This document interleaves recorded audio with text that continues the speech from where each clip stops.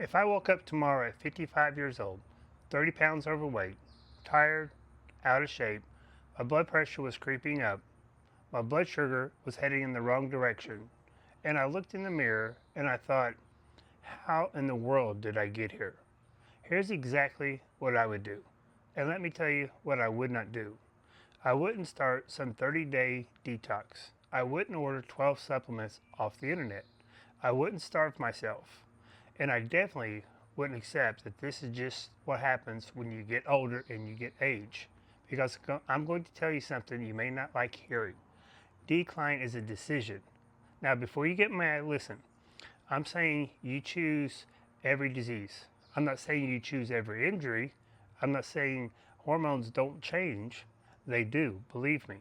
Testosterone changes, estrogen changes, insulin sensitivity can change. Muscle becomes harder to maintain as you get older. Recovery can take longer, and that's all real.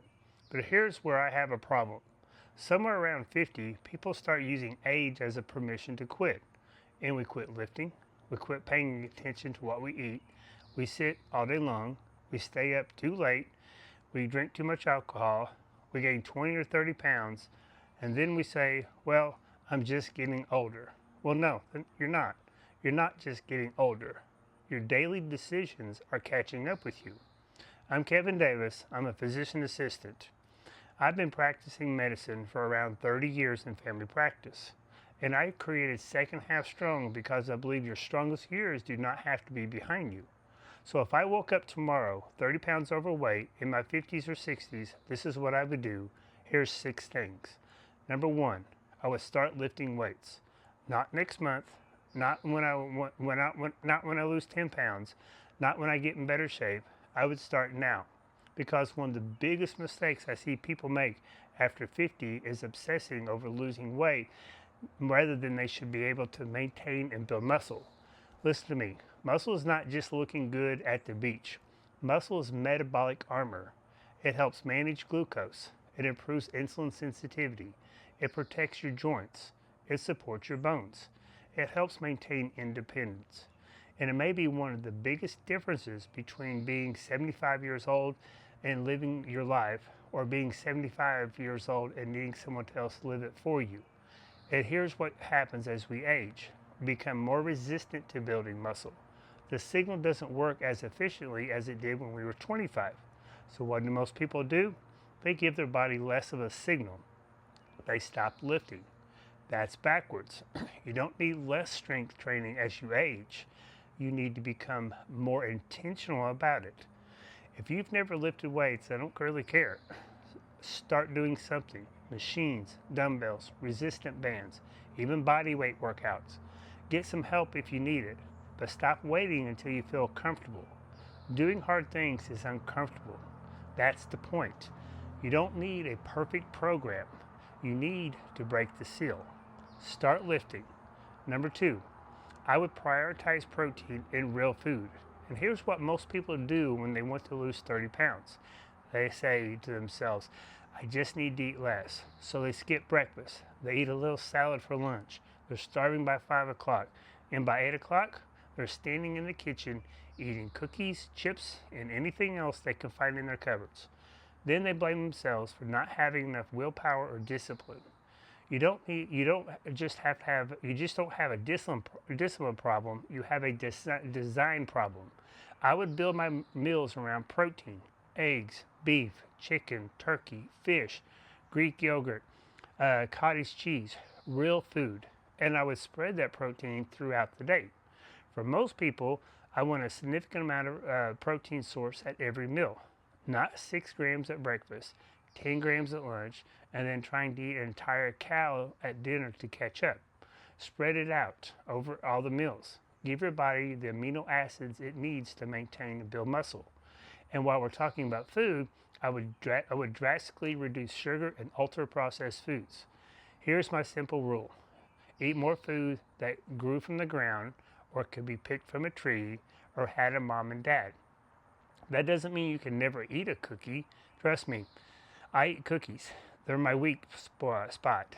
But there's a difference between eating a cookie and building your entire diet around food made in a factory.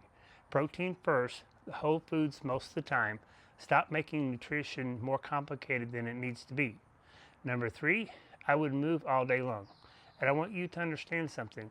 Your 1 hour workout does not give you permission to sit for the other 15 hours you're awake. I see this all the time. Somebody goes to the gym 3 days a week. Then they sit at a desk.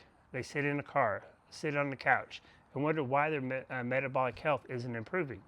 Your body was designed to move. Walk while you're on the phone. Park farther away at stores. Take the stairs. Stand up every hour. Walk for 5 minutes. And one of my favorite things to do is walk after you eat. 5 minutes, 10 minutes. You do not have to put on Lululemon pants, your AirPods, drink a pre-workout, and call it exercise. You just walk. Your muscles can help pull glucose out of your bloodstream. Movement after a meal can help your body manage the glucose load. And here's another thing. Stop thinking you have to get all your movement in at one time. 5 minutes here, 10 minutes there. It all adds up. I want you to start thinking like an active person because that's who you're becoming. Number 4, I would do one short, hard conditioning workout every week. One workout. I'm not telling you to become an Olympic athlete. I'm not telling you to run a marathon. I'm talking about doing a short, high-intensity interval workout. Maybe a bike, a rower, an elliptical, even hill walking, whatever is appropriate for your health and your fitness level. Warm up, work hard for a short period of time, and then recover. Then repeat this process, 15 or 20 minutes. That's it. Why do you do this? Because your heart needs to be challenged. Your lungs need to be challenged. Your cardiovascular system needs to be challenged. And quite honestly, your will needs to be challenged as well. I believe we have become far too comfortable. We avoid anything that makes us breathe hard, anything that makes our muscles burn, anything that makes us uncomfortable. But resistance is not always a sign to quit. Sometimes resistance is the opportunity. Do hard things, condition your body, and condition your will. Number 5, I would take an honest look at alcohol. Now, some of you just got uncomfortable with that, and that's a good thing. Let's talk about it for just a second. I have patients and clients who will spend hundreds of dollars on supplements. They'll ask me about peptides. They'll talk about hormones, cold plunges, red light therapy, continuous glucose monitors, and every biohack that they saw in a podcast. But they're drinking alcohol 4 or 5 nights a week. Listen, you cannot out-supplement a lifestyle that's working against you. Alcohol can affect your sleep, your recovery. It can affect your appetite. It can affect your decision making, your blood sugars. It can affect your hormones and your ability to lose body fat. And I know what some of you are probably saying to yourself now, but Kevin, I only drink wine, or I only have a couple. I'm not here to judge you. I'm asking you to diagnose yourself honestly. Remember my 4 Ds: decide, diagnose, design, discipline. Diagnose where you are at. How much are you actually drinking? Why are you drinking it at all? Is it social? Is it habit? Is it stress? Are you using it to help you fall asleep? And here's a big question. Is it moving you towards the person you're trying to become or away from that person? You have to answer that for yourself. Number 6, I would protect my sleep. And I'll be honest, this is an area I have to be intentional about myself because it's easy to steal from sleep. One more television show, one more email, one more video, one more scroll through the social media. We act like sleep is optional. Then we wake up exhausted, drink caffeine all day long, crave sugar, skip our workouts, make terrible food decisions, and wonder why don't we have any discipline. Maybe you're not lazy. Maybe you're exhausted. Sleep affects hunger. It affects cravings, blood sugar. It affects your hormones, recovery, muscle growth. It affects your decision making, your brain, your heart. Almost everything we're trying to improve gets harder when you are chronically sleep deprived. So I would set a bedtime. I would cut caffeine out earlier in the day. I would stop eating huge meals right before bed. I would reduce alcohol. I would get the phone out of my face. And if my mind was racing, I'd keep a notebook beside my bed. Write it down. Get it out of your head and go to sleep. Now, here's what I want you to notice. I didn't give you a magic supplement. I didn't give you a detox. I didn't tell you to inject something. I didn't give you a secret biohack. Lift weights, eat protein, real food, move throughout the day, challenge your cardiovascular system, be honest about your alcohol intake, protect your sleep. That's it. And you know why most people don't want to hear this? Because it's not exciting. You can't blame anybody else, and you can't buy your way out of it. You have to decide. You have to do the work. And that's the real message of the second half Strong Davis.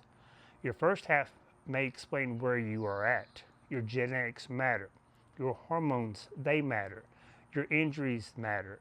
Your circumstances, they matter. But they do not get to make every decision about where you are going next. Faith, family, fitness, finance. You are a steward of what God has placed in your hands. That includes your body. And maybe today you need to stop asking, what is the perfect plan? And start asking, what's the next right decision? Because your second half strong is being built right now. One meal, one workout, one walk, one bedtime, one decision at a time. Decline is a decision. Stop quitting on yourself.